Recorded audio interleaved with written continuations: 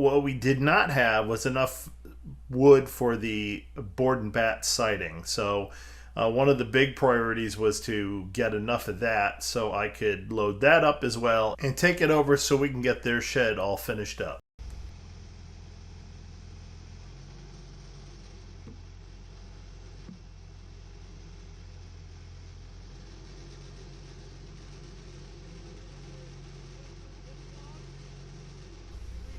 One of the things I've always appreciated about Roy is how he has been able to maximize every log that I had put up there.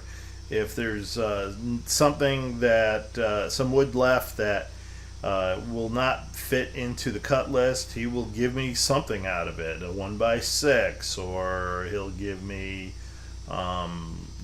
whatever he can do, maybe 2x4s. I can always use 2x4s.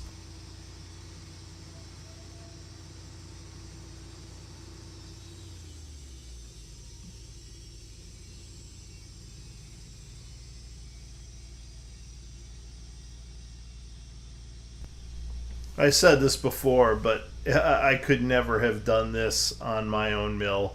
It would take me years to get through that stack of logs. Those logs would be rotten by the time I got to them.